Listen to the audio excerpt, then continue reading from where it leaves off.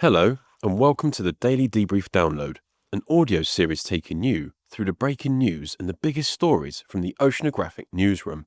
I'm Rob Hutchins, news editor here at Oceanographic magazine, and in this episode, I'll be leading us on a deeper dive into just one story from today's leading headlines.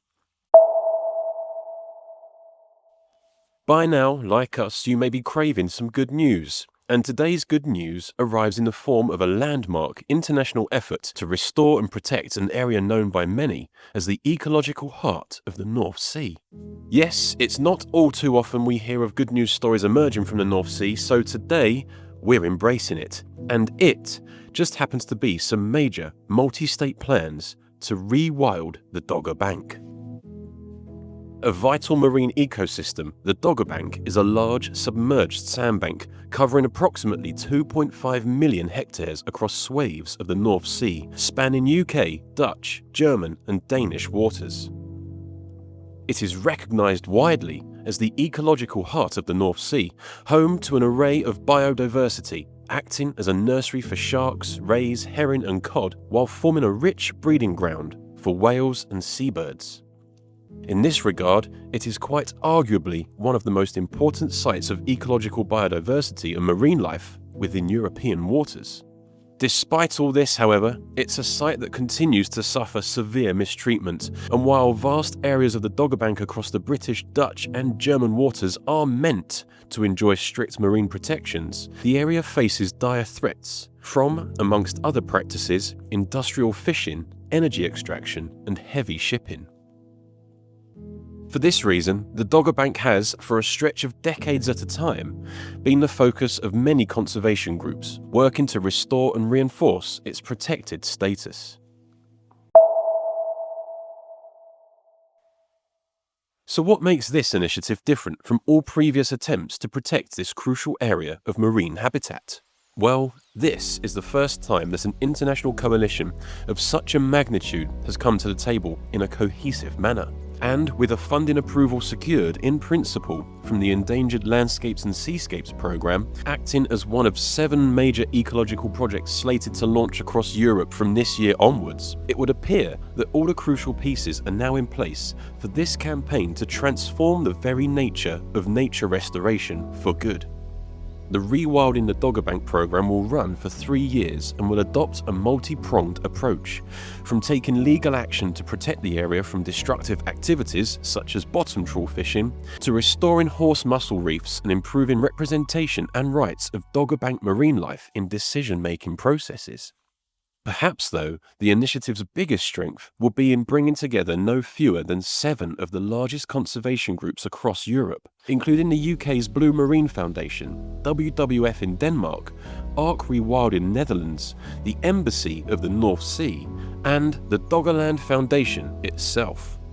The calibre of the names this project has brought to the table speaks volumes for the vital role that the Dogger Bank plays in nurturing marine biodiversity critical to European waters and the global ocean.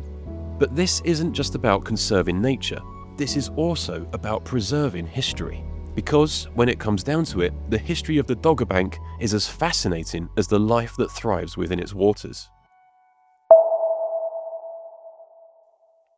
Let's wind the clock back. Some 7,000 years to the Neolithic period, also known as the New Stone Age, a time when humans first started to settle down and farm instead of living as hunter-gatherers. This was a time of significant change within the human population. Agriculture, the cultivation of plants and the domestication of animals began to emerge, and humans began to interact with land, animals and each other in very new and exciting ways. At this time, Doggerland was a land bridge between Britain and Europe, and what Claire Brooks, CEO of Blue Marine Foundation, describes as a fertile cradle for humanity, before becoming inundated by rising sea levels some 7,000 years ago in the world's history. Once beneath the waves, the Dogger Bank became the very heart of the North Sea marine ecosystem, with expansive oyster beds supporting large shoals of herring and cod. A bountiful utopia of abundance and diverse marine life, right here on our very doorstep. Of course, history dictates that these resources have since been plundered, Brooke describes level of industrial-scale overexploitation alongside fierce sea battles spanning the days of the Tudors from 1485 to 1603, right up to the First World War of 1914. It's therefore fitting, says Brooke, that after those 500 years of conflict and extraction, that a joint international team is now seeking to restore the Dogger Bank to its former glory. Many attempts have previously been made at protecting the Dogger Bank since then. Both the German and the Dutch government are currently facing lawsuits that aim to end the continuous destruction of protected marine habitats within the area, currently exacted by harmful fishing practices such as bottom trawling. The lawsuits argue that since 1992 and the signing of the EU Habitats Directive, EU member states have been legally obligated to conserve a network of protected marine zones known as marine protected areas. Campaigners argue vehemently, however, that by continuing to allow destructive fishing with bottom trawling across such valuable marine protected spaces, there is simply no effective protection afforded to them. Furthermore, the international community agreed to effectively protect 30% of the world's ocean by 2030, a deal signed under the Global Biodiversity Framework back in 2022. Despite this, studies carried out by NGOs including Seas at Risk and Oceana have found that trawling is still taking place in as much as 90% of the EU's offshore protected areas, with more than 730,000 hours of bottom-towed fishing logged within German marine Natura 2000 sites between 2015 and 2023.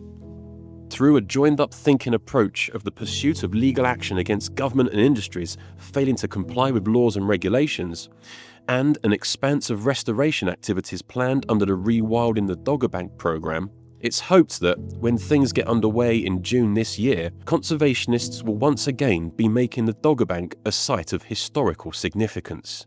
And all for the better. To learn more about this story and other stories on conservation campaigns focused on the Dogger Bank marine environment, head to the Oceanographic Newsroom.